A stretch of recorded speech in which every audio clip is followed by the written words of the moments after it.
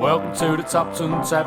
Hello! With Ollie, Bird and Charlie, yep. How we doing? Alright? There'll be blood, sweat and tears and plenty of beers. Lovely So come along and have a chat. It's the Tupton Tap. It's the Tupton Tap, isn't it?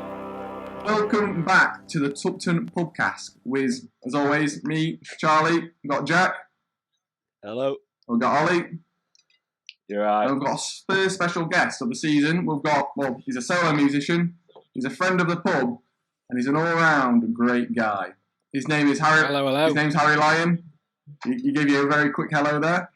Hello. It's Slow eager. one. Hello. How does it feel to be on the second episode of the Tupton Pubcast?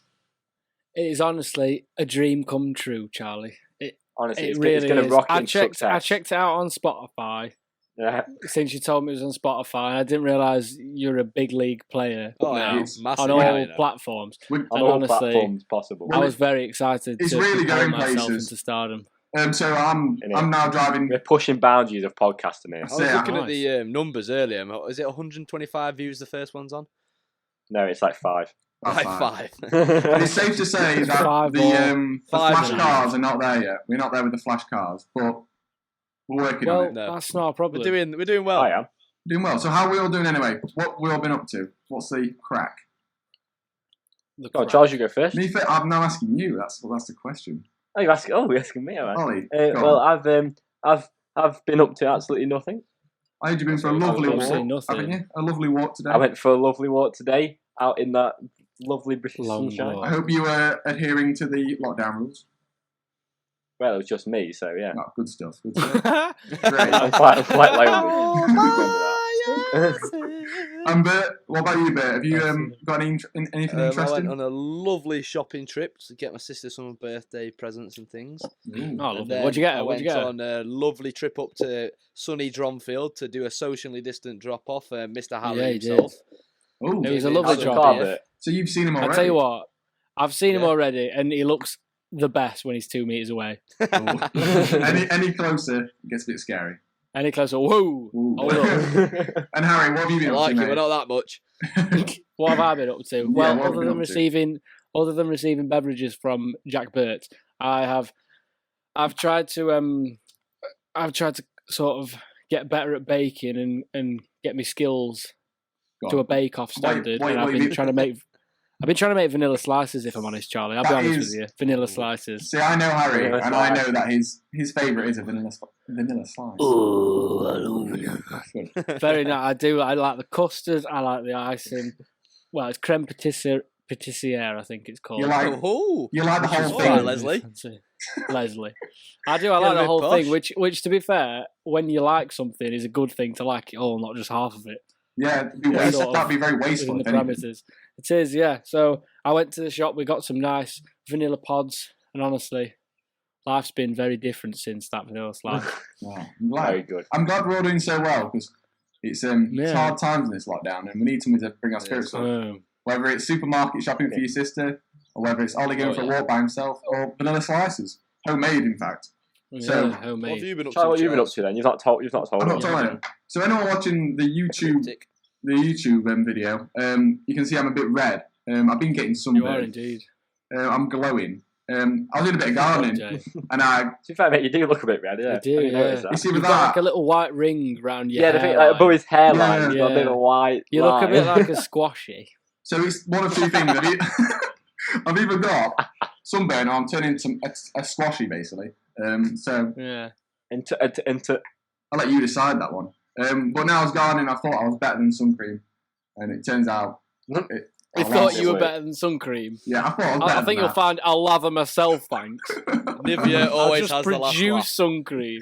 It does. Yeah, mate. So I apologise. And again, No, I don't apologise. I just Sorry for you, mate. my lesson of the week already is wear sun cream, kids, because Yeah. you don't want. what factor though, mate? There's multiple factors. Yeah, just back to 50, play it safe. You don't Go want to get 50 caught out. straight up. Oh, yeah. yeah. To be fair, No you're right. biscuit for a chocolate biscuit. If you can get anything higher, go for it. What? See, I don't understand those people that wear like factor 10.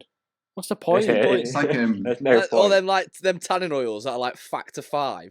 you know, You might as well just put cooking oil on you. You know what I mean? my For granddad a used light to use tinge. tanning oil, and I'm pretty sure it just makes you tan even more. I swear it does. It doesn't actually protect Yeah. you. And that's the point. It's like frying your body. Like a roast It's chicken. like putting yourself in a deep fat fryer. It's not quite. I'd love to do I think that. it might hurt. Anyway, Anything for the tan. anything. Anyway, so Harry, our special guest, is with us this week because he's got a single out tomorrow, haven't you, Harry? Yes, I do, and I'm very excited about Lovely. it. So we thought we'd have a bit of a chat with him, just ask him about music, his past, his very, very dodgy past. My dark past. So for, that leads on. For anybody who doesn't know, Charlie and Harry were in the same band at one point. Yeah. At one point in time. So they have a mixture of good stories, I hope, that they can So tell. I kind of moved on to the pub, and Harry continued with his career in music, I kept chipping away, brick by brick, So- and I'm gonna get there. I swear. We'll find out tomorrow when you release your song. Hopefully, yeah. It might flop. Anyway, so for the listeners who don't know you, can you just give us a bit of a biopic of Harry Lyon? Of Harry Lyon, biopic of Harry Lyon. I had a proper little press release written and everything, but I'm not going to talk to you about that because it's lame. You can read that online though, can't you? We want the deep You stuff. can read that online, yeah. You want the Where deep can stuff? we find that, Harry? You can find that on my Instagram, on my Spotify tomorrow. You can find it. You can find it anywhere you like. Just give me an email and I'll send it to your house in a little envelope. Personally. I would say that having done the band and had a great time with it, I've now moved on to writing my own stuff, creating. I'm a bit more of a producer, a bit more of a kind of, I don't know, self-taught everything. I try and do everything a bit more DIY now. Multi-talented. I'm writing music. I'm making vanilla slices. So you wrote the I did, the yeah. podcast's theme That was tune. the first thing I was commissioned to do since RedFaces, to be honest. Very good. I heard. And I've been getting. Go on. You heard what? I heard a what? lot about it. I've heard you've had a great response from that. I have. The fans are loving I've it. some I had great some- yeah. responses. I've had some really good responses. I've had more noise about the Tupton Tap theme tune than I have my own single, which is nice. It does make Yeah, sense, though, Harry. It Does. is a great track. I thought you were hoping us great. It sounds like the other way around, mate. I know. What I think I owe it all to the Tupton Tap. Yeah. I think. Yeah. I mean, I wrote it and then I had all these replies on Instagram because I kind of did. I did like a step by step how I made it. While I was making it. It was very entertaining. It was only about 45 minutes long, which, no disrespect to the song, but I think it only needed 45 minutes. If it had gone further, it'd have got silly. It would have run away with it. But I had a lot of nice comments. I had someone tell me that I needed to box it up and leave it in like a little safe place. You know, like in Indiana Jones where they put all the artifacts in like a safe factory. They were like, if this gets out, things We're are going to get a giant silly. boulder set up just in case. Yeah, he was like, "This is mad, Harry. You need to be careful. This is too powerful to let go." And I was like, "It's only 30-second song about drinking, really, isn't it?" And then I had another guy like, "Yes, responsibly drinking. Yeah, responsibly drinking. Nice and clear for everyone." Yeah, but yeah, someone else just sort of critiqued it without me asking, which was nice. You always get those people. They're just like, yeah, it's all right. It's not bad for what it is. I mean, I wouldn't personally listen to it, but, you know, it'll do. I was like, okay. Just a little jab in the side. I'll bear that in mind. I know, yeah. I just thought, well, I'll write a theme song for you next time. If you're listening, that guy who commented, if you're listening, just drop us a comment. Just so He we know knows you're who he on. is. Anyway, so Harry, you mentioned in your little bio about you used to be in a band called RedFaces with myself. I did. Can you tell us a bit more about your time in RedFaces? What kind of what you were, well, what you did? It spanned about 8 years from when I was a wee babby and you were a slightly less wee babby, and we were in school together and we both played. I played guitar and I did a bit of singing, and you played drums. And I thought it was dead cool that anyone would even own drums, let alone play them. So I was like, Yeah, but the thing "You're is, my friend." Harry, I couldn't even play them. I did just own them. Well, yeah, but to be fair, I watched you. You were like, "This is called a snare," and I was like, "Whoa, big lad here." I was looking at my, Anyway, my hand, and it all written on my hand. I was like, Yeah. But I don't know. I mean, we started out when we were like 13-ish, something around. Well, I was, and you were about 15, and then I think we did it purely for fun, and we never imagined that we'd get as far as we did and do all the amazing things we did. I mean, we played like community festival to like 9,000, 10,000 people, and we were like, "Got to do my GCSEs tomorrow. This is weird." Like, it was weird, and I think I don't know. I never expected it to get where it did, and now the expectations I have of my music and what I'll do now are completely based off that, which is a strange thing to have. It's a strange standard to set for yourself. But I had some great times with RedFaces. Oh, good stuff. I mean, RedFaces. To be fair to them, you guys, you got remarkably big. Yeah, especially around here. Some amazing Local gigs. celebs. Local celebs. I'm signing autographs every day. I am. What Tupton's do you Philip think? Schofield. I mean, this goes to you, Charlie, as well. But what do you think your best gig was in RedFaces? Yeah, Community for me was a big moment of feeling genuinely like we'd made some traction. Because I remember like going on the Instagram afterwards of like the RedFaces Instagram and being like seeing all these followers, and then all of our posts for like a week after, we were just getting so much more engagement, so many people liking it. I don't know. I think that was probably our first bit of real exposure. I think a lot of hard work paid off on that day. I think that's why I felt. It did, yeah. I agree with Harry with that gig. I think that was definitely one I'll always remember. I just always loved, and it's a very general answer, but I enjoyed all those really small gigs where they're rammed. I think one that always comes to mind was one in Oxford in the cellar. It was called The Cellar. And it was in a cellar. And it was just like, we didn't expect anyone to turn up, and literally it was like rammed, and it was just mental.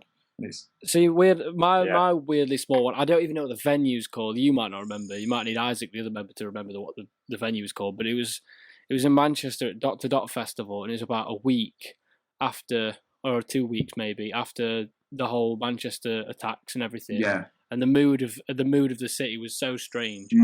And it was obviously so sad. And that gig, we had like 50 people there, and we were just you don't really know how people are going to react, and it feels so much bigger than you. But we had a really nice time, and everyone was so resilient in such a positive mood for what such a terrible thing everyone had been through. I think it was quite scary, going to like Manchester as well, because it was like you want to kind of be respectful about it, and you don't really know. It's hard for me to talk about because you have to, especially you have to get up on stage and kind of. Yeah, it's straight. You have to kind of. You don't know what. I mean, obviously you don't know who's been directly affected, and obviously you don't know what's what. But there was a real mood around the city. How quiet it was. Everything was cordoned off with the stadium and everything. And I just remember thinking, this feels so weird and so unnatural to be wanting to play a gig or to trying to celebrate some kind of music. But honestly, I was astounded at the resilience and the strength of the city to keep the festival going, to make it so successful as well. I thought it was brilliant. It was a really, really good gig for us, and I'll always remember that. Yeah, it was good. Good. I'm glad. I remember as a fan. Sorry, just while we're on gigs, I remember going to my first RedFaces gig. I'm sure I've told you this before, but Record Junkie Sheffield. Oh yeah. A couple of years ago, and I got a bit excited. I bet you did. Was it proper fanboy? Was it? I remember Charlie telling me, it was in a band. This was like been working together probably like 3 or 4 months at this point, and he's like, "Oh yeah, I'm in a band." And then I remember having a listen, thinking, expecting it to be some shitty garage band. Then you have a listen, don't you? You're like, actually, this is all right. And then I thought, right, go and see him. I went and saw you, and then I got by the end of it, I was proper fangirl, and I'd bought the vinyl, I'd bought the t-shirts. You sound like the guy that messaged Harry there. Yeah. It was me. I can't. I'm trying to think what the first guy I came to see. Yeah, I've got a funny picture of you. You should put that. We have, yes, because I smacked Harry in the face on the picture. Yeah, you're like this on the picture, and Isaac and Charlie have got me up like this. I'll put it up if you watch on YouTube. I'll pop it up now. Yeah, do it. Yeah. Literally, your face is like. I want to see this. I can't even remember that. Anyway, Bert's question anyway kind of just lined me up anyway for the next question. A double question. I kind of want to know, have you got any like funny stories from your time touring? Any kind of behind the scenes kind of stories that kind of make more sense? When this you hear goes to you as well, Charlie, as you were in the back. I might have to incriminate mine now. I don't know. I think maybe we had a gig in Bath. That was a great night. It was just one of those nights where everything seemed to go wrong, but it seemed to be great. Like everything broke in soundcheck, but we ended up sounding great, and the gig was good. And then we were at this club, and we were like, "This is well weird here. This is strange." At Moles in Bath, and then it was amazing. The club night, we had all this cider. We got so drunk, but responsibly. And then we like Being the trained van. well. The van broke down. We had to push that to get it started. Isaac, the other member, had a wee out the side of the van while we were going down like a dual carriageway, and Charlie was holding him. Ryan. That's a responsible speed responsible, that was. and with seatbelts on and everything. And then Ryan Laycock, the guitarist at the time, threw up down the side of the van. He'd only had about he had about 4 cans of Stella. No, I reckon 4 or 5 cans. One shandy, I think. One shandy, one shandy, Yeah. and then a lemonade as well, just to water it down. Yeah. And then he threw up, and then because it was snowy, it like encrusted the side of the van, like some sort of herb encrusted pork fillet. It was beautiful, and like bits of carrot and all sorts. And then we woke up the next morning just to the carnage of this van with just this vom down the side of it. I think that was good. That night it's got some photo. It's got so the club Moles had like a professional photographer there, and there's photo evidence this night, and it looked. Harry's kind of playing down a bit, but the photos show how wild that night was. It was amazing. It was so good. It was genuinely like it was the best night out I've ever had, I think, on tour. But for no particular reason. It was just kind of... Yeah, it wasn't. It was just like, I don't know. You know when you go somewhere and you're out or whatever, and you're out and you're like, I'm just a bit bored now. Like, every time you thought that was about to happen, something stupid or mad would happen, and then it propelled onto a great night. Didn't you eat... That was probably one of them. Probably just high off the smell of Isaac's piss. Didn't you eat a scorpion, Harry, that night? I thought you ate... Yeah, they had... It wasn't me, it was Jack. Well, I sort of had a nibble and I was like, it's not for me, really. I don't like scorpions. It's not my kind of thing. They were only small. They came on top of these, like, frozen margaritas. And Jack was like, oh, I love scorpion. I was like, why? Who's Jack, by the way, Harry? Sorry, yeah. I'll explain. He's the guitar tech at the time. He's a legend. He inspired the Tupton Tap theme tune at the bit. You know where I go, it's Tupton Tap, isn't it? Like, I've just modelled myself on him for that bit. Right. So, but he at the time was our guitar tech. Essentially, he was just a mate who came along. I won't lie. Like, I love Jack. He used to put up with us so much, and he made the whole thing a lot easier. But yeah, I mean, he ate all those scorpions like a legend. And then we went back to the hotel, and that was about it. Actually, I know what we did, because we didn't have enough rooms. One of the rooms hadn't been booked properly, so we had 6 people in a room of 3. And obviously, if you go to a respective hotel, they won't just let you in and stay over. You have to book a new, because otherwise you could have, do you know what I mean? You could have whatever. And we walked in, we were like, I don't know, we couldn't really walk very well. Let's just say that. We were just like, hello. And we walked in, and I remember going up to the lady, you know how they introduced like, oh, have you had a nice night, guys, or whatever, and I was like, excellent, and just steamed down this corridor, and then another person came in after 10 minutes, and then another person, all just like, excellent, walking down the thing. We're all crammed in this little room like sardines. I'm very surprised we didn't just open the window or something. We weren't compass mentors enough to have a good plan for this. No. We're just like, let's just walk in 10 minutes. Like, afterwards. Well, you do that classic thing you do when you've had a couple of drinks and you go, right, let's plan this, and you go so ridiculously complicated, like within 10-minute factions you'll run out to northeast 25 degrees. But it never works. It never does, and you'll just end up walking in looking like what they don't realise is his rooms are 3, so you could have just done 3 exactly. at a time. It makes exactly. That's what I mean. So we were waiting in the van like 1, 2, 3, and then we'd come out in like 10 minutes. It just didn't work, but it was fun. I think, to be honest, the person on the desk was like, just go in your room. I don't think they really cared. Easy job. Well, we were very respectful, and we definitely were not loud, and we definitely didn't get asked to quiet down many times, from what I can remember.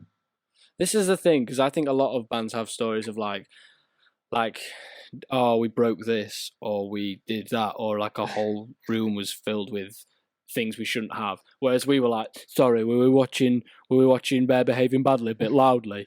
Like, it was so loud. Like every time someone came in, it'd just be like, we'd all be sat there with a little shandy on the bed watching like Gordon Ramsay Kitchen Nightmares. Yes, Kitchen Nightmares. Hey guys, it's Vsauce here. Yeah, stuff like that. Oh, can you remember that night? This is unrelated to Harry. I don't know this. It's another podcast, but that was a good night. Cheers, Jack.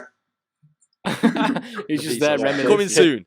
Bit of a teaser for Anyway, Harry, so kind of I can imagine we weren't touring all the time, were we? We were kind of... No, we weren't. We did have a lot of time at home, so you did obviously do other stuff apart from playing music. Did you have any other work, bar jobs, any jobs like we had? I did. I still have a job at the moment that, to be fair, I really, really like. I work in Baslow at the Devonshire Arms, which is like a hotel, restaurant, bar type thing. It's posh gaff, you know what I mean? It's nice. Yeah. Quality. Not like Tupton. No. But I like it there, man. It's a nice job. I like. What do you do there? I like working on a bar. I work on a bar mainly, and then I try. That's related to us, isn't it? Imagine how that happened. But I don't know. I've started running sections as well in terms of the restaurant. Well, that's weird. Like I ran a section just waiting on people, and if I'm honest, it's completely different. Do you find I think there's like a different kind of stress there, and I like doing it, but at the same time, I think it's not my job. It's a slightly. I think it's a slightly like out of your depth stress anyway. Like you just get that naturally from not knowing stuff. But I remember I was running. There was 3 of us on like a Wednesday, and we'd ended up doing something stupid like 180 covers within a very short amount of time. That's a lot. So one was on the bar, one was on running food and taking orders for the tables 1 to 20 or whatever in the main bar area, and then one had the restaurant. And I was like, I'll take the restaurant. And I was in there. I remember very silly mistake. I gave them it's stupid. I gave them their starters. They had them. I took them away. I brought them the mains. And they were like, how am I meant to eat it? You haven't brought me any cutlery. So they didn't have any cutlery. And then, that they do that thing where there's always one knobhead, isn't there, at the table that's like, well, I could have brought cutlery and make like a funny, like, Jamie is like, shut I up, don't man. listen on the Spotify or Apple Podcast. Harry just did an impression of a duck by saying that. I did, yeah. I don't know. They just always manage to say annoying stuff. There's always one, and there's always one person who has to. I'd rather just bin it off and mess around with cards and just do nothing. I'm glad one of my staff just said that. That's what you do. I always have these worries. So I watch a lot of Gordon Ramsay, like Hotel Hell, Kitchen Nightmares, and that. And all I have in my head is like, when he eats something, he goes, it's fucking raw, or he he's got a mass. I'm scared I'm going to go over to the table and go, I said, all right, then go. And they just go Gordon Ramsay style, pull me apart, and I'm like, just yeets it out. That's like watching air disasters right before you go on a holiday. That is stupid. I always do that. The worst I know case what you scenario. mean. I've always thought that as well as on Gordon Ramsay when they're doing Kitchen Nightmares or whatever. And then there's the staff obviously rat out the bosses. They go up to the table, they bring the food, and they're like, it's horrible. It's like, he made it. It wasn't me. It was all him. And they rat him out straight away. It's awful. I always say that. I always think that. I always think when they do the thing with Gordon gets them in a room, and then they just do all that bitching about the boss, and then they bring the boss in. They're like straight away, just terrified. I know. You've got to be in front. I think a lot of that. Yeah, I mean, it does sometimes come across a little bit staged. Some of it. Yeah, it does. And to be fair, he never liked anything unless the grandma's made it. Do you know what I mean? There's always a grandma who's like, I made this cake, Gordon, and they always love the cake. Like, oh, darling, sit down, darling, it's beautiful. He's a smooth talker, everything else is he just smashes. It's the best cake I've ever had. Whereas if he serves a salmon that's slightly underdone, he just punches it.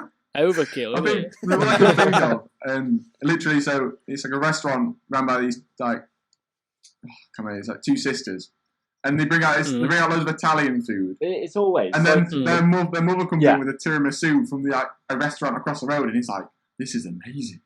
Yes. Really? Yeah. I see that one. But there's always people who have absolutely zero experience in any hospitality industry. Come from something completely unrelated and go, and they literally go into I love the bit where they go in the kitchen and they're pulling all the food out and stuff. And how? Well, this has been here 14 years. I think it's literally in some cases it has been that. Have you seen the one with the 2 Italian twin brothers where they're literally behind their microwave and lasagna I hate my job, where they're all crying. He serves it and then Gordon takes them and he makes them punch boxing bags and get the feelings out. Gordon's there with his big helmet on holding his bag and he's like, I'm a good chef. No way. Punching it. That's the great thing about it is you should do that, Charlie. There's always an episode you've never seen. Yeah, there is. We've got a little bit on tangent here. 100%. Gone into a spiral. However, properly. I've enjoyed that. It's I amazing. basically I love it. kind of want to get in more to why you're here, Harry. Kind of Why the am I reason here? you're here. Why you're here? No, so you've got a single coming out tomorrow called I have, yes. Beginning of the End. Beginning of the End. What's it about? It's mainly What's it inspired by the end of the band kind of era. I wanted to write a song that was nice and honest about how everything kind of ended, not in like a telling the story way, but how it felt for me, and I think how it probably felt maybe for Charlie. I don't know, to be honest. If when you listen to the song, you'll know. But I think Charlie was like, "Thank you." Bloody hated that. But I don't know. I think it was just a nice way of me being able to say things that I wouldn't have to say unless someone asked me. So it got a lot out for me. It was really therapeutic way. I mean, it's kind of how I deal with stuff anyway. If there's anything kind of emotionally charged going on in my life, I just pour it into music anyway because it just seems to work. Yeah. You find I've read a lot of interviews with musicians as well, and they say that kind of, who was it? It was the lead singer of the Wombats. He said he actually wrote a song about people. He wants people to like annoy him or relationships to fail, so he has something to write about. Not that this is what that's about, but you've written about a situation that's happened, and you find a lot of musicians do that. They thrive off it. Sometimes. I mean, I think you utilize what you have in your life. I mean, I think it's something that was so strange that when we started the band, we were like 15 writing songs, and we were like, I've not done anything yet. Like all I've done is like key stage 4 maths or whatever. Like there's no drama or it. Algebra. So you've got not like exactly, life experience. So for me, I mean, I think relationships and breakups are a massive thing for me to write about because it's so easy. Yeah, I think all songs. And to be fair, it was even something with the beginning of the end that was much more about a friendship relationship and like a working relationship, if you like. That I was like, well, I'll just borrow certain phrases and certain things that you would attach to maybe emotional and romantic relationships purely because it's a little bit more relatable and it's a little bit more easy to display. Like there's a line, I never pictured that one day you'd all be leaving, can't wrap my head around these 5 stages of grieving or whatever. And I think it was a nice way for me to kind of just sort of say, look, I'm grieving this. This is how I feel, without it feeling melodramatic or without it feeling I don't know, contrived or kind of like trying too hard. It was just quite a natural way of me doing it. And I think for me, when I know I've written something good, if it's something I would actually say out loud, do you know what I mean? Whereas you've got a lot of people that write so delicately and so they focus on it so much that it kind of feels a little bit too thought about. Whereas when it's something like whereas when it's like something like that, it just comes out. I think. Well, it did for me anyway. For me, I've listened to songs sometimes and gone, how have they in their head conjured this up? And you couldn't, like you said, you can never imagine actually saying it in real life. It just kind of gone, what sounds great to say? Yeah. To be fair, that is a really hard thing. Like I know if I've not written a very good song, if I've had to get like a rhyming dictionary out and be like, what rhymes with orange? I was going to say crisps, weirdly, which is I think that's just what I fancy eating right now. But I don't know. I know what you mean, Charlie. Like there's certain songs where I'm like, did you want to write about that, or did you think someone else would have this conversation 20 years later, thinking, how did you write that? Yeah. Which I think is an odd thing. Like, I don't know. For me, I can't do it. I can't write. Like, I haven't written a song now, probably about a month, if I'm honest. Like, I haven't written anything because I'm not. Some people write differently. Some people try and write 3 songs a day, whereas for me, I've got about 30 of my own songs, but it's taken about a year to write half of them. Do you know what I mean? Well, hopefully, like, the end product is these are all songs that mean something to you. Exactly, and that's my point. I think I'm one of those. I try and only write a song if I know it's going to be good. Like if I set off and I think I'm not sure about this, like I'll just stop because for me it's like wasted energy, wasted creativity. So I remember talking to a band once, and they were on about like, oh yeah, we've got like 3 albums. It's like there's a similar story with Van McCann. He said in interviews, NME, that he writes. Like, Harry kind of kind of quoted him a bit. He writes 3 songs a day, and then he scraps 2 and keeps 1, and then he basically just keeps doing that every day until he's got like 100 albums. And I think that's a load of rubbish, but that's the point. I think it's strange when people say they've written 3 albums worth, because for me, if I'd have written an album, essentially I would want the campaign of that album to then be maybe a year and a half, 2 years long, and by 2 years you're going to feel very differently and be in a very different place anyway, creatively and emotionally, to release an album of songs that were from 2 years ago. I mean, for me, I like writing stuff that I'm feeling now or have felt or can relate to very quickly, whereas I mean, it's like if I picked a RedFaces song from 6 years ago to release now, it would make no sense for me. Yeah. But you were really good at that as a band. I feel like every song you get brought out was different and yet still good and yet still represented you as artists. Oh, good. I feel like it was you were very good at it.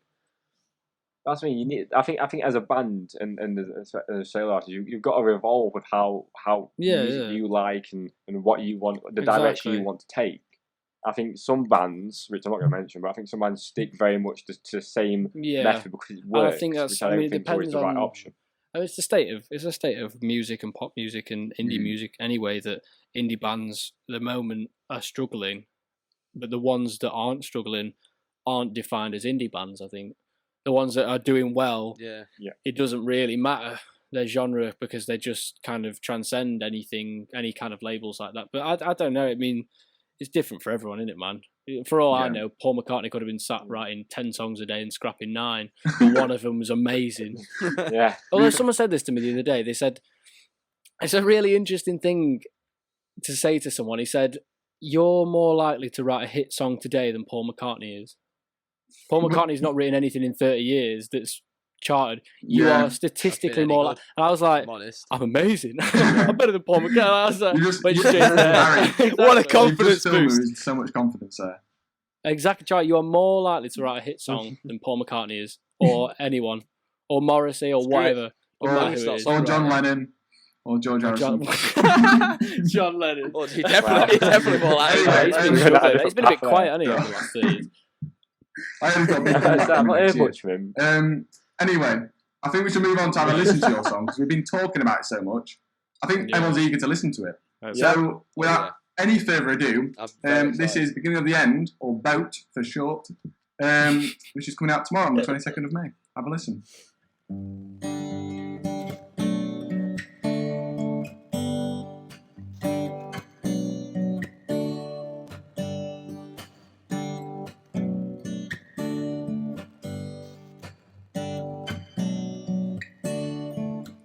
They said it's been a long time coming, and I know it has.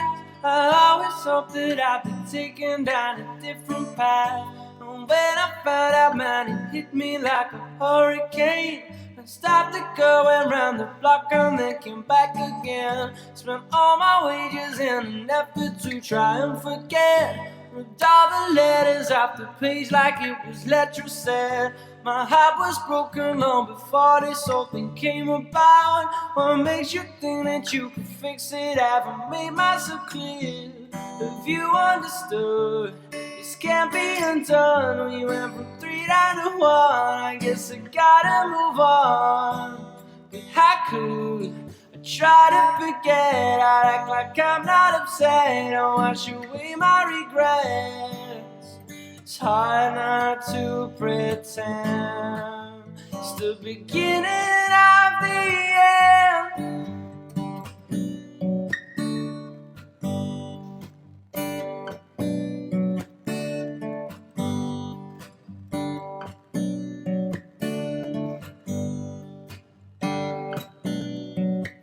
Is that us? Those pictures on my wall, I've seen them all before. Now they don't look like me at all. Are we through? I wrote all these songs, gave every piece of me. Now I'm not sure where I belong. Well, I like to think that this has all been for a reason, but 5 years later feels like it's kinda lost meaning. I never pictured the one day you'd all be leaving. Can't wrap my head around these 5 stages of grieving. I've tried, it's no good. This can't be undone. We went from 3 down to 1. I guess I gotta move on. But how could I try to forget? I act like I'm not upset and wash away my regrets. It's hard not to pretend. It's the beginning of the end.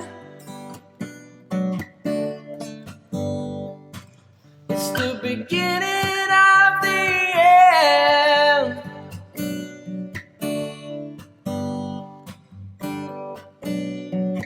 It's the beginning of the end. It's the beginning of the end. It's the beginning of the end. It's the beginning of the end. Right, so that was Beginning of the End by Harry Lyon. Hope you enjoyed it. It's the acoustic version of the song that's out tomorrow. It'll be a bit more electronic from what I've been told. I've definitely not heard it yet. So what do you all reckon, lads? Not all. That was amazing. I was amazing. That's how I enjoyed that. I thought that was very Thank good. you. I've heard a sneak peek of the one that's going to be released as Did you well. like I thought it? that was Did you like- very good. Is that too. the little sneak peek I put very on my much Instagram? enjoyed it. Yeah. It might have It been was a that funny one, little if anybody else video. wants to go Like, and did you see enjoy it. it? I'm glad you all liked it. I was Yes, I very worried much if did. it was bad reviews. It might not be very... Get him off the Yeah. podcast. It might not be the Can you imagine? best promotion for Harry. Shit. But no, I honestly, I thought it I was was very telling good. someone the other day about the idea of like, when a song's put in acoustic, I think you get a lot more sentiment out of it than you would do in, say, I don't know.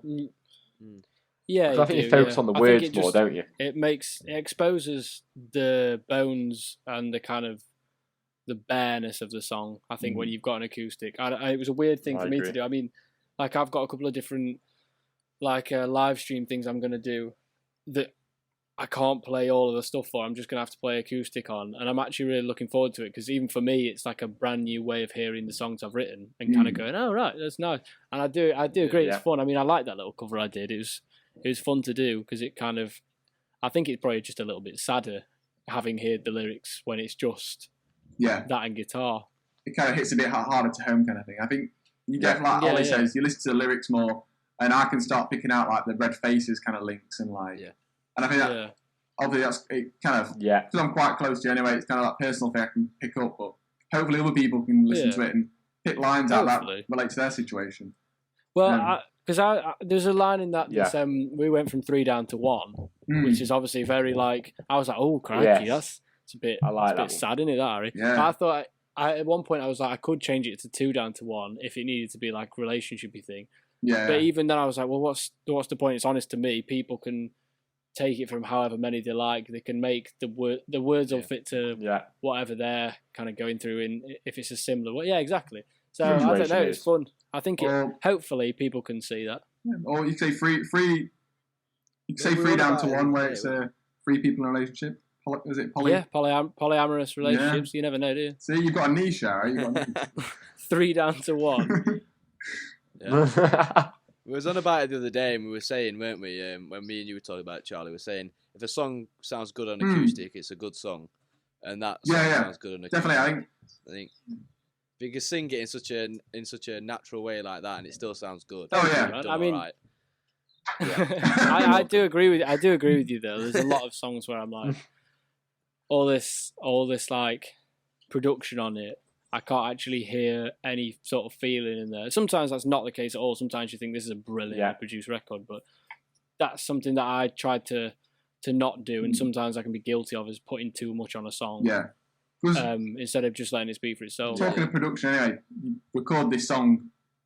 You didn't record it in a studio, did you? A conventional studio? No, I didn't. No, I technically I recorded it. I had to register it as a studio at Highgate Studios, which is to do with where I live. Yeah, I know, it's nice. Don't give away your address live on the internet. I won't. I'll live on the internet. They'll all come screaming, wanting cheap demos and theme tunes. But, mainly theme tunes. mainly, given the success of the last one. Yeah, I mean, I think producing anything, self-producing is a very different thing for me. I think when we were in the band, obviously, like Charlie, you used to be a much more you were much more technical. I was like, Charlie, can you do it? Because I just didn't know how to do it. And then when we were when the band was still doing stuff, I was like, tell you what, I want to do a bit more of it anyway. And I've been putting off buying some like home recording stuff to self-record songs with, and I just sort of bit the bullet. And honestly, it unlocks a lot of creativity, and it unlocks a lot of, I don't know, possibilities, I guess, because for me, I've written like 30 songs for myself now that I really, really like and I'm really happy with. Whereas for RedFaces stuff and for other stuff, it felt sometimes a bit more of a struggle to be able to at least get those down onto something quickly. Express what you want. Whereas then we had to wait for God knows how long to get into a studio to put it down for then to draw a line under it. Whereas for this, it's like if I've got a feeling.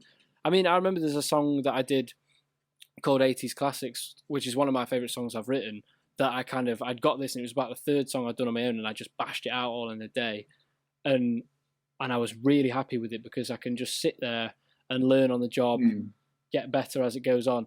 And I think you make decisions you wouldn't normally make because you've got all of the potential just at your fingertips. And I think that's why there's so many more artists that do it these days, and so much more diversity of sound because people can do it all from the bedrooms. That's it. I think it's especially like in terms of like lockdown as well. I've seen a lot of people online saying like they can just do it straight from that bedroom, and it's great that you've actually got a song that can come up to a release level without. To be fair, that's something I'm really nervous about, and I can't stop really thinking about is the fact that I know it won't sound sonically as good as kind of the RedFaces stuff and as professional, but I was like, well, does that matter given the fact that it's got personality? I think that's a question that I asked a lot of myself: is what's more important, the professional sound or the personality within it? That's it. So like for me, I've only got a very cheap microphone, a very cheap little interface, and a tiny little keyboard that I have to squish my hands up on to play.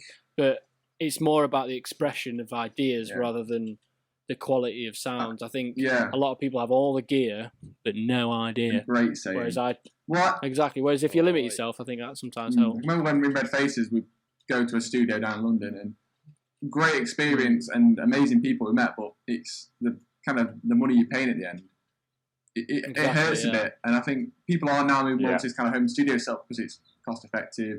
It's cost effective, and I think the way people seem to do it anyway is they'll make a demo at home and then that'll turn into the final recording, which I think is an amazing thing because it fills me with a bit of kind of relief, I guess, because if everything did go well, I'd want to be able to go to a studio with some nicer equipment, but be able to take my demo and go, this is the bones and the structure of the song, and be able to work off that. I mean, I think it's really, really, really useful, and it's I would urge a lot of people to do it if they're worried about spending the money. Is it worth it or not? For me, it was entirely worth it. I suppose it's more honest to you as well because it cuts that middle. You don't have time to kind of sit and make decisions about whether something's a bit too echoey or not. You sit around going, "Oh, is this enough?" And you actually make strong decisions and you stick with them. There's something that advice they always gave me is kind of back yourself and commit to it. If it's good, commit to it and then go with it, rather than sitting and going, what shall I do? I suppose it's like a double-edged sword as well, because it's great to be able to be, you basically wrote the song, wrote the theme tune, sang the theme tune. I sang the theme tune. And then, but you've also produced it as well. And it's great that you've done that, but I can imagine it's quite scary as well, coming up to tomorrow. It's really scary. Oh God, people are not going to, they're not just going to critique the song I've written. They're also going to probably, not in a bad way, but I know what you mean. Skills. It's something. It's something like I've got a couple of people who've offered to review it, which is amazing. That's like the highest compliment for even someone to listen to it. Do you know what I mean? Let alone to sort of think about it and give me feedback. But that's something that I feel quite vulnerable about, because it's not something that I can. It's not something I can back myself with. I think a little bit. It's like like this first single, Beginning of the End, I recorded everything myself here, and then I sent the stems to be mixed by a friend called Josh Rumble, who's in a band called Antaros that me and Charlie supported when we were in RedFaces. Josh Rumble. And he's a legend. But that was nice for me because I could kind of give it him and go, do you know what I mean? Stop stressing and let him deal with it. And then the second one, I ended up mixing myself, Yeah. Which will be the single after this. And that was, I remember sending it to mastering, thinking, please don't hate it. Do you know what I mean? Because there's plenty of likelihood that they would just turn around and go, no, it's not what we need. It needs to be this. It needs to be that. Which I think it's just something you have to do and you have to learn with. But for me, I think it's totally worth it personally. Obviously, you don't always have to work that way, but I like it because I like the ownership of having it and knowing I've done this and I've done that and I know the song inside out. Yeah. And it's something that I quite like. Whereas I mean, Charlie remembers like the amount of time we spent in studios in London or whatever, sitting waiting for someone to do like a keyboard part or a guitar part or a bass part for like 10 hours, and you just sat there like twiddling your thumbs because you have to, you just trust that other member to do it, but you end up coming back and thinking, oh crikey, the song's come on quite a way and I've not even been here really. Yeah. Particularly for me singing, because that's everything I did. Do you find you get, obviously in studios, obviously I know how, I'm just going to ask you anyway, do you get like a lot of downtime in the studio? Do you find, when you're with the band anyway, like in terms of... I mean, yes, particularly from that experience, yes, we did. I mean, we stayed in like a what they called now, those live-in studios. Like a board, board. Yeah, basically, they've got like accommodation or whatever, and we stayed in one of those in Leeds, and that was really, really nice. Because it kind of, you can live where you work. It's nice because you feel and you also feel quite alone there, and kind of in this nice little cocoon of making music. If you get what I mean. Whereas when we were in like London, I mean, you'll know this story already, but like I'd gone up to have like my rice and chicken or whatever I had for my tea while like you and Isaac were doing Harry Lyon. Classic staple Harry Lyon. Yeah, that's all I eat, rice and chicken. But I was playing in the little kitchen in that studio. It's got like 10 different rooms, so you can have loads of different artists in at the same time. And I was playing the first Black Ops on PS3 just on my own, and then like Dizzie Rascal walked around the corner, and then he proceeded to absolutely batter me at COD, to be honest. So you played on COD with him? Yeah. I played firing range 1-on-1 with Dizzie Rascal. He had the good remote though. My friend. He had the good remote. I bet he did. He did have the good remote. I say that he was like, "Yeah, man, whatever," and I was like, "Fine, you have this remote then." Yeah, innit? And how long did this last? Was it just one game? Was it? It was one game, but it would last 10 minutes or whatever. But to be honest, it felt like 2 seconds. I was sat there like, looking at him. Yeah, he's sound, man. He's really, really nice. Was he a nice guy? Yeah, he was. I mean, he was like one of the nice doing guys. Like, you know what I mean? He was coming back and making a bit more of like a grimy record or whatever. Because obviously he'd been kind of like in that pop, hip hop kind of section for a while, and then as grime came back, I think he wanted to go back to like his old roots for that kind of thing, and he was talking about making all these beats and stuff. And then he was like, where are you from? And I was like, oh, we're from Sheffield. And he was like, oh yeah, Alex is from Sheffield. And I was like, who's Alex? And he was like, Alex Turner from the Arts and Monkeys. I was like, yeah. You've been living. I was like, as if I know. Under a rock. Who's Alex Turner? Who's Alex Turner? The biggest indie band. Arctic what? Exactly. That's why I was like, Arctic Cockerels. Oh, that's cool. I've never met him. Like, he doesn't even live in Sheffield now. But I don't know. I mean, he was a really nice guy, and he weirdly asked me a lot of questions, which I was like, because like it's Dizzie Rascal, you've got a million questions for him. Yeah. Like, do you know what I mean? He's an interesting person. Can you feature on my record or something like that? Yeah, that one. Yeah. Or do you like chicken and rice? I've got loads. Literally. I've made too much. Please take some. Like, do you want to come for tea? Yeah, you want to come for tea?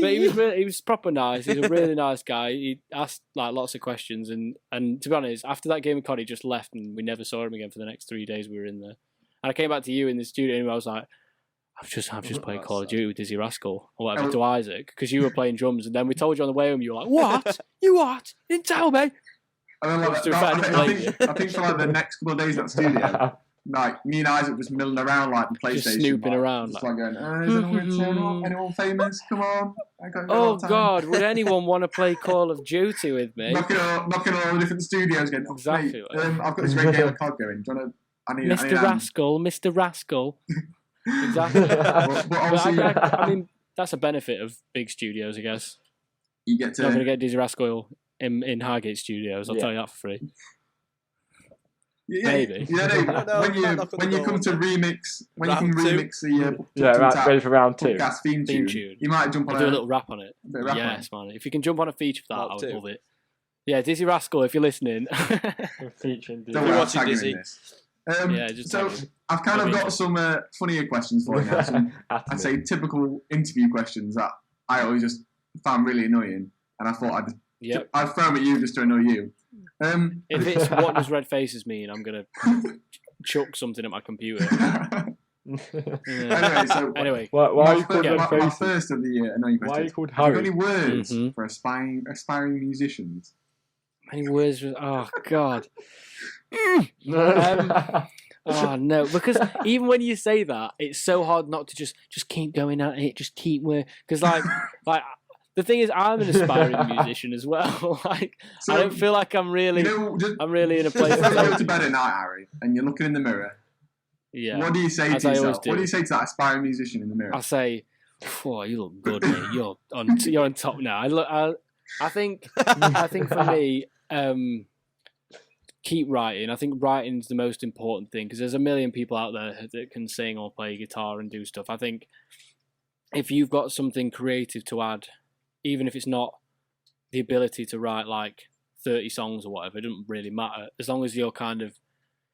I know plenty of people, and there's a lot of successful producers who just play instruments and just are in the room to be that person to be able to say, oh, what happens if you did this? And then it make a song very good. I think writing and get in those kind of positions and taking all those opportunities to do as much as you can. I mean, collaborating with anyone you can. Obviously, well, not anyone. Anyone you actually like. Dizzie Rascal. Alex Turner from Sheffield. Alex from Sheffield. Yeah. Dizzie Rascal, for example. Exactly.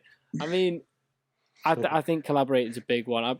Like I said, if you've got the money to buy some recording equipment, even if it's just the bare minimums, do it because it'll make your life easier. I think stuff like that, for me, is what allowed me to be as creative as I am, as often as I am at the moment. I don't know. To be honest, most people will find their own way as long if they're committed and they're really focused and they're trying as hard as they can. I think they'll do it without too much advice from other people like me who are also trained. Yeah. Well, you're talking to yourself in the mirror anyway, so it's... Exactly. It's all right. Yeah. The whole time I was just thinking of you just looking at yourself in the mirror, so... Just looking in the mirror, saying all this, this is... I think you'll do great, mate. To myself. Great stuff. And so the next annoying interview question is... Yeah. What is the worst musical fad? The worst musical fad? Yeah. Right, okay. Like you got things that come in fashion, and it's just so you're I know what you mean. So I know what mine is. I've got one. It's just a pet peeve. You tell me yours, and then I'll. So I don't like the kind of whole generation of like rap songs where, not like rap songs. It's just a pop song, and then they get a rapper in just to say something at the start, like DJ Khaled. He just shouts DJ Khaled. Okay.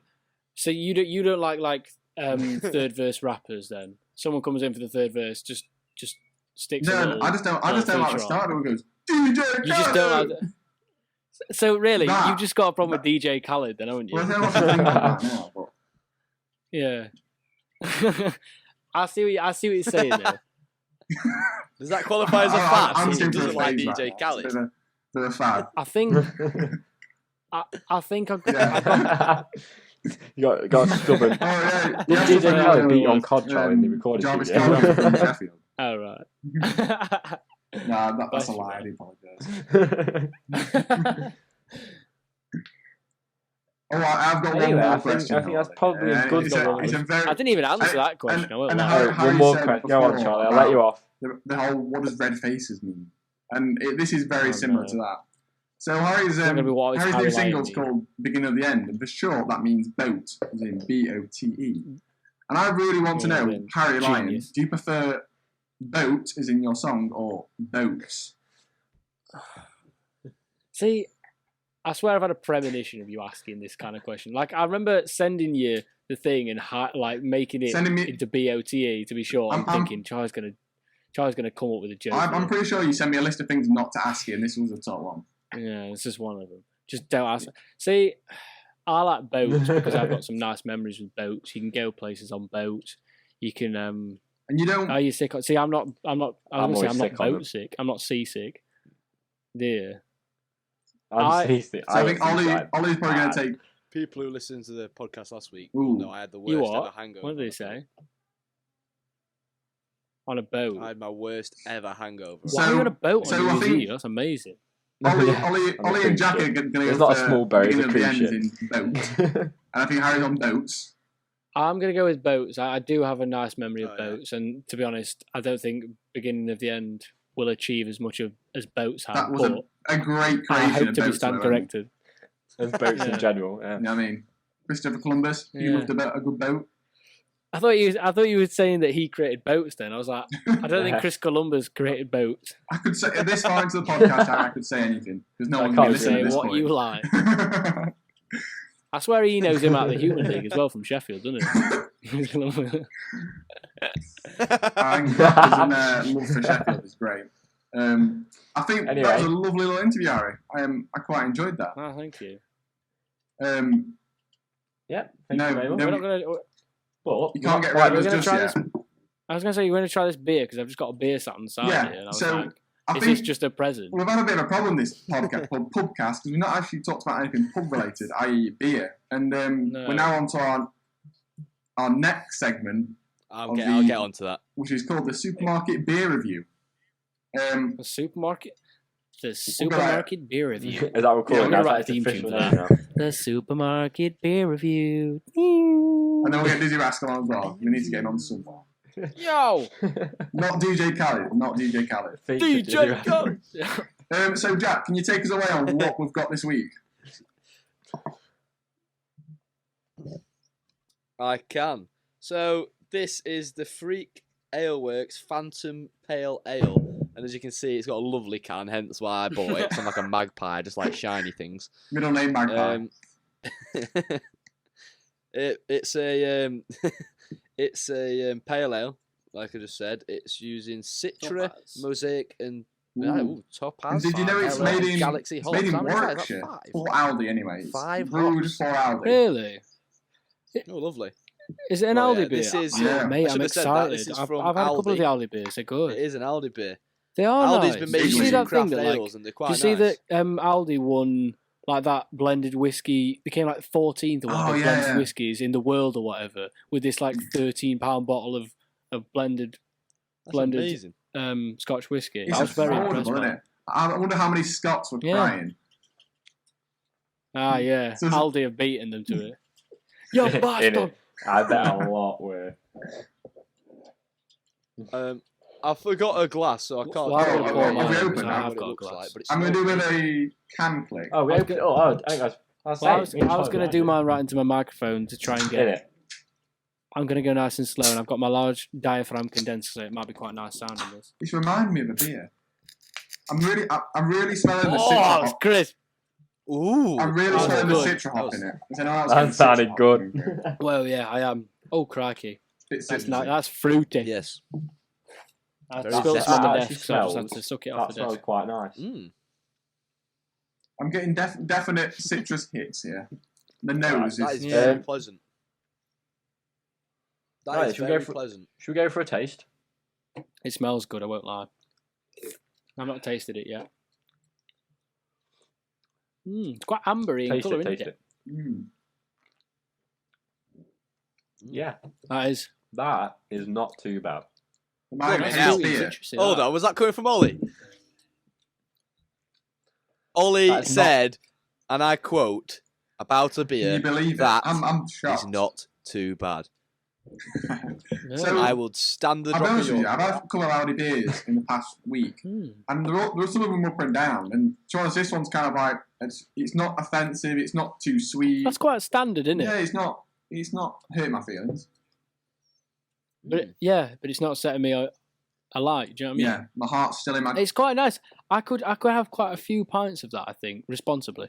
Yeah, Genuinely, because it's not got too much. Because often with the citrusy beers, you get a very bitter aftertaste. But rounded, isn't it? that's nice. Yeah. Yeah. It's not Yeah, I bad. think that's what I like about it most. Is the aftertaste isn't that bad. I mean, it's 4.8%. It was. Other than that, I think that Weirdly- A responsible If I was few, having don't you mean, Jeff? And I think I could and to drink sound that like a and beer not be nerd, offended. the nose is more Yeah. expressive than the taste. So I smelt it. Now that sounds like Nice, isn't wine it? talk, there, Harry. Oh, that Yeah, was it does. quality. That's because I'm not really a wine nerd. I won't lie. I can't. I was going to try and lie, but I can't back that up. It's the wine This is very nice, though. I'm a fan of this. I thought it was going to be very overbearingly citrusy, without a lot of body to it, but it's quite nice. So could we have Based on a the 10 smell, out yeah. of 10 Well review done. for It's this? very nice. Yeah, I'm telling you. I'm going to go with a 7, Woo. purely because I think it's mainly because I really 7. like my pales and I really like particularly my citrusy ones, and there's a lot more I would have over it. But as a standard Aldi pale ale, I think that is very nice. I'm very impressed. Bear in mind, yeah. Really? No That's I think amazing. it was like expenses there. £1.50, which is really good. That's Yeah, not good. for the price, that's Would amazing. you, I think they must have kind of gone for Budget pale ale review. a Beavertown-esque thing. I mean, I'm looking at the artwork and then I'm getting the citrusiness. They have kind of gone for that I agree, Gamma Ray yeah. style Definitely. thing, but they've achieved it well. Well, Oh, it has, yeah. even the styling of the can alone. What is do you very reckon, good, Alan? I What's mean, it's your- very much your 10 out of 10 Beavertown review? style. So I'm not a beer drinker really. Shock. So coming from that, but I've been quite surprised actually. So I'm gonna. So Yes. last week I gave it a 3, I think, off the top of my head. So this week is definitely better. I'm gonna Yeah, go- I'll let halves, Ant then, I think. Are we allowed half? It's not my podcast, but yes. Screw it, why not? Woo. So 4.5. definitely better than I'm the gonna lime go and for mint pale 4.5. ale we had last week. Oh god, that sounds well. I've got a spare yeah, can for you actually. definitely I'll better. pass it over to you at one point. Right. It wasn't that I'll bad. go and socially distance and get it. Was it? The can was better than the beer. I've got I can't. the can. I There we go. can't see it, but I will. can't Look see at it. that I can. can't, but How I'll cool's see that? it- Oh, you I'll can't see even it see me, on- I'll see it Harry. on You can't YouTube. see me. YouTube. I don't know why I'm showing you. Yeah, I'm- well, if anyone who's See it on the listening on podcast. Spotify or Apple There you go. Podcast, instead of being a normal can that opened like a Coke can, the whole lid came off it. It was crazy. Really? So you could, Yeah, so you could but drink it. yeah, but it left like a very really sharp. Like, like on You have to like get- a you have to bean get the can, tin you opener put off. off, you get that little Yeah. bit Really? comes off the lid. It was a few It- trips to A&E. It was like that, but And then Can I just amend mine because I've had yeah, half that's it. I of it sliced off a and I finger off. prefer it to when I started. oh, It's growing on me. Well, age about Yeah, 2 it's minutes. It gets better with age. Mature it for 2 minutes. No, genuinely, I reckon a couple more pints of this, and I would be like, this is really, really nice. it's Because I just think it's. Nice. I'm going to go up to an 8 from a 7. very quaffable. Mm, Jack, go on. it's Oh. really nice. Quaffable. I'm giving the can a straight 10. I'm We're giving not the can talking about the a can straight though. 10. That is We want a 10 out of 10 on the beer. Show that up to the camera. That is a Can cool review. can. But But so you that's my can't can see it. review. Beer wise, I'm It's going a to go really with Harry nice now, an one. 8. Frank. I've not had that Strong, one from that's a Aldi yet as strong well. You know, pale I've had ale, like the I like it. grapefruit IPA and the blood orangey one, Have you- and I was like, yeah, they're all right, but that one's the Have you best tried by a the- mile. Have you I think it. Yeah, I it think is, It's it's great that brilliant. they're making craft beer more accessible. It's good, isn't it? It Normally, is. craft So I'm beers going are to kind of 40. shock a few people. That's really well, not a quite shock. I'm well just going to. priced, I feel. I'm going to probably go for a 6 on this. Oh, See, yeah. I agree. It's very nice, and it's. Oh. Oh, I don't think I've ever remember it. I just feel like, oh, it's a very citrusy pale ale. I do Yeah, it's a know Waitrose what beer. you mean. It's he's a very Waitrose standard. nerd. It's He's a very Waitrose standard. But nerd. it's a solid 6. I'll give it that. A very But that's solid what I'm 6. I think my problem is the places I've worked have not had a very good craft ale Yeah, range, really. Whereas I know for you and all your real ales, you have loads. we are spoiled on here. Tupton Town. Like, And that's what I mean. I overly. think you're spoiled I'm a because for spoiled me, brat. if this was on draft at like £3 we are a pint, rich with ale. and I had that, I'd be like, wow, amazing. Whereas for you, you've got so much other stuff to choose from. That's it. Like, we have Beavertown on constantly, Yeah. Punk IPA, which is Sport with one of the choices, standards I in guess. this like, What day a and dream, age. mate. We have Lagunitas at the moment. Yeah, We it's can a get Tiny staple. Rebel in. Staple. Tiny Rebel. Yeah. Well, the we Apple don't, Gem. but- That's not so very much crap. We can just but get a it's bit again carried away at our rum, place. beer. Yeah, you've got loads of stuff. You have. Well, You're spoiled for choice. so if someone sold into the supermarket and they're walking down the aisle and they're like, you know what, I fancy a craft beer, would you go, if they went to you, should I get it? Are you going yay or are you going nay? I'm saying yay. I think that's got a place on my shelf. Hmm. Weirdly, I think I'd not buy it. I think the reason I've not bought it is because I thought they've just ripped off Beavertown. I think that's why I've not bought it based on the can. A little bit angry.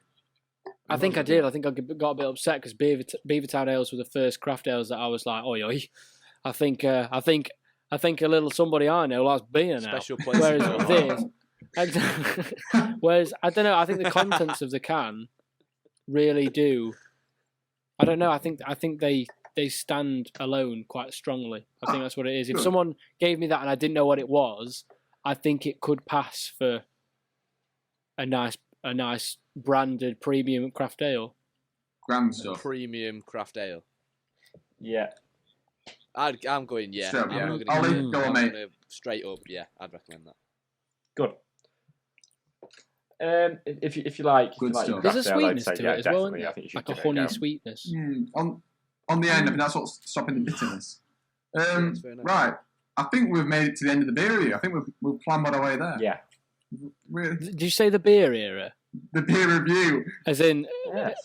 the beera? Beer era. That's what we should call it. The beer era. Yeah, Beer like the era. Bronze Age, the Stone Age, the beera. Beer. The beer. The best era. Harry, so on the topic of beer, what is your... I know you worked in bars and stuff. You know, if you walked into a pub, what would the thing you'd want to see on that bar? What would make you go, I'm having that, and that's all I'm having? Right, okay. I'm gonna go through a full bar rundown of what every pub should have in terms of on draft. Right, you need Guinness because you always fancy. Shut up, Charlie. I'm talking about Guinness now. No, I'm joking. Guinness has to be there. If it's cider, I'm going. I think like an Aspall's maybe. Ooh. I like that. What Thatcher's? I think Thatcher's? Thatcher's is nice. We have Thatcher's Gold at the place I work at, Right. and it's very, very You're nice. backtracking here, mate. But I think Aspall's. Fine, I'll have Strongbow Dark Boats then. Go on. No, carry on. Aspall's. I think if we're talking lagers, you either want like a San Miguel or a Moretti Ooh, right. or an Estrella, anything like that. One of those I'm kind of okay with. All of those I like. Peroni I'm not a massive fan of. Wow. Overrated, I reckon. I'm not a massive Peroni fan. Really? I think... It's a bit dear, but I I don't like think you get a Peroni, lot it's of just a flavour. bit Ooh, dear. Yeah, sorry, I think smack if my there's a Right. fight between beer Moretti and Peroni, Yeah. to me, Moretti's just going to wipe the floor. I think that's Oh, because Moretti Moretti's wins. got a big old bottom of the glass. Do you know what I mean? It's got right cake going A on. big old It's got bottom. strength. Exactly, a big botty. I like Got a beer big Moretti. I booty. do. I think I'm not a Carlin fan, but you've got to have Carlin on, haven't you, Or for Foster's, maybe? someone. Oh no, Boo. yeah. Or so you've got to have God. one I of mean, the I cheap don't. lagers in Thing is, I really Budget don't like lager. Foster's. That's just me. a budget lager. I don't like I think that's Foster's. the first pint I ever had was Foster's, you know. I wish No, more. the man who runs a real ale. Mine was Punk IPA. Dad, actually, can I have one of those? Actually, no. That's not true. That's not true. Was it? That's My a right first legal cushy pint was first Punk. pint, I can't remember that. what my first pint was. Yeah, I remember. My I first saved alcoholic myself beverage when I was was 18. my I saved first- myself. My so I could first get a pint Punk was IPA, and that was my Farmer's first Blonde. legal pint. Actually, I like lied. very ales. My first pint was John Smith's. Oh, that's worse, Joe. You should have just stick with. I know, it makes sense. Just give me And Smith, you run a real please, ale pub, man. with 2 inches worth of head. I just want the whole glass as foam. I just want it as pure. There's always one guy in there that comes in like, can you put a big head on it? And you put half the glass with a head on it. You sat there like trying to get all these bubbles to form. It's like, what do you want? It's a bit flat in it. No, we get a guy who comes in and says, "I want no head in it." Yeah, You but have like really? a tiny bit of And balls. then we're and like pouring goes, beer "That's into not the enough." drip Well, tray I want then. that. Yeah. Like, what can I do? That's all that wastage. See, I had a guy once come in. Literally and he wants it went- like I water. poured him his Strongbow, like normal apple, and he was like, I want a head on it. I was like, well, I don't think you want Strongbow then, do you? Like, it's a cider. You went over It's to a not Guinness meant to tap have a and topped head. it up. Exactly. I was confused, man. Put a bit of whipped cream on top. Anyway, on with the list. On with the list. I think you need at least... See, we used to have 3 real ale pumps in the pub I worked at, but you have about 6, don't you? Something like that. 8, mate. 8. Do you have 8? Jeez, man. That's impressive. That's 8. good stuff. See, I think at least 5, and I want a nice dark beer in there, a nice bitter, a couple of pales, and then a bit of a freaky one. A bit like Freak Ale Works. Freaky deaky. Yeah, Nice. if Freaky Ale Works wants to have a little step into there, I will take that. And so, if you went in this bar, what beer would you want to see? That's my kind of ending question. You want the main one. The main attraction. What would you happily drink all night? Is it regardless of price? I'm going to say regardless. You've got drink what you enjoy. No. You need to go Right, through. okay, You need to go so, through. Right, each here's and my decide predicament. which If I'm price you going want in for and I want each- one beer in each terms one. of taste, in terms of how much I like it, I'm probably either going to go Neck Oil or Gamma Ray of Beavertown A stuff. Craft beer, man. Yeah, I will. But Ooh. You should come is that an American accent? No, that was our. All those that was American Jack's, American Jack's on the voice commercials team over for dude. the Tupton Tap It is, podcast. yeah. But saying that, I think I'd probably be able, because craft ales are often a tiny bit fizzy, aren't they? See, something like Moonshine or Jaipur or Chats with Gold, I probably realistically would go for one of those. A little bit cheaper, a little bit easier. Jaipur, if you're feeling a bit Strong. cheeky, a bit ooh. Strong. Jaipur, the thing is, if I have Jaipur, I'm not going to be able to have as much because Jaipur is quite strong. Mm. But I don't know. I think it's probably going to be one of those. If I walk into a bar and they've got nothing but this one pump, and they've got nothing, and that's all they can give me except for water, I would go with. I'm gonna say Moonshine. Go for it. Aberdeen It's locked Brewery, in. Moonshine. And the Oh, God, what have I answer done? and the answer is correct. It's correct. The answer is correct. And yeah. Go yeah. for it. Can I just put a quick spin on this question? Mm-hmm. I've spoke about this to Charlie a bit. Yes. But, I'm at Chef Hallam Uni at the moment. At the moment, I'm living at home. Oh, Next year, I will be living in Sheffield, Yorkshire, Lecky Road. Yorkshire. Big up. I want to know. Oh, gosh, yeah. Obviously, I've had a You bit of a dip your taste toes. of the boozers. Obviously, I've been out with all my mates and I've stayed in Sheffield. But where would Yeah. you recommend being a Sheffield-based or Sheffield-based ex-Sheffield-based solo band? artist. Where are the best Ooh. boozers? Oh The- yeah. the ex- I would. the ex-chef- Oh yeah. Oh yeah. I would probably go All the with, parties on your own now. Roebuck in the centre of town. That's just off of Runnel Gate. That's a premium little boozer. They got a bar staff in there that I can't remember what he's even called, but you go in and you go, "Can I have a Good part of choice. this?" And he goes, "No." And then pause at you, literally. But you just get along with him. He's just one of those guys who it's like his whole vibe's just being Mardy. You've got just drop my cans. Drop my cans. It's really funny. Like, it's good. I can just imagine Jack in like a bath of cans. But yeah, it's got 2 pool tables. It's got it's got a decent little food menu, just decent like pie and chips type menu. That's good. You got Royal Standard. You got Washington, Frog and Parrot. They've all got. To be fair, Frog and Parrot's nice. A bit more expensive, I would have thought, but it's got. I think they've got quite a few Thornbridge Yeah. ales on. Got a feeling they have. One that's come to my mind is the Dorothy Pax on the quayside. I love it there. Oh yeah. It's, Oh yeah. it's near our old practice room as well, so It it is. used to be great. So if you live there, if you live at our old practice room, it's great for convenience.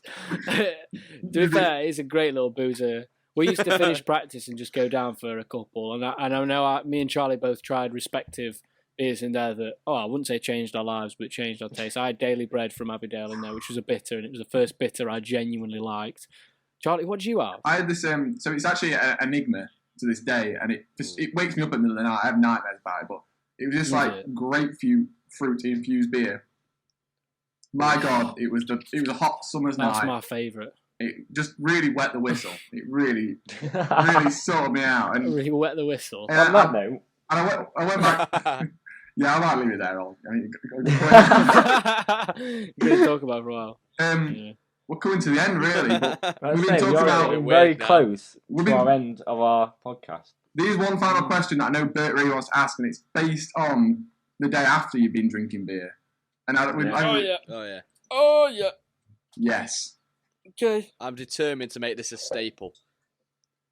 Harry Lyon We all answered this question That's last fine. week. I'm determined to make it a staple on this podcast for all our guests. What is the worst ever I've answered hangover this you question have had? before, and it's between. The problem is I have two. I either have one where we spent a night in Milton Keynes, as you do, just living it up. We had bottles of rum and umbongo juice, like they were going out of fashion. And let me tell you, they're not going out of fashion anytime soon. But we had loads of it, and we had a right good night. Anyway. And right good night in any case. Anyway, the next day we travelled to Liverpool, and it was like 30 degrees, and I was in the front just clawing at the window for a bit of air because it was so hot. I was just baking it was the hottest day of the year, I think. like a crisp. If I remember correctly. It was ridiculous, and I was just so mardy the whole day. And then the worst part of it was we were in this Morrison's, and I decided that the only thing that would make me feel better was like a superfood. And my superfood of choice, there was blueberries. I will admit there were blueberries, but I went for avocado, and I was sat there outside. You know, is where the little doors are. Yeah, I just went to the left, and the door. Yeah, and I was sat there like sort of in a little kind of fetal position. The doors keep banging into me as people go into the shop, and I got this avocado, and I was like, "Oh, how am I going to eat it?" and I didn't have any utensils. I didn't have any utensils. I was going to say cutlery, but utensils. But I had nothing. I was the only thing I had was my house keys and my little fob I made in year 8 technology, and I opted for the keys. And I was just scratching my way into this avocado while this mum and her son walked past, and she literally just walked along and looked at me and went, "Oh," and went inside the shop. In disgust. And I was there like Gollum with this little avocado scratching my way in. That was good, just feasting on the insides. So if it did work, it perked me up massively. Other than that, the only other one was Why Not 2016. I went in, I think it was 2016 or 2015. I went in there giving it I can drink whatever. I'm invincible. Come on, man. And then I had I won't tell you how much because it's a bit of a silly idea, but a responsible amount.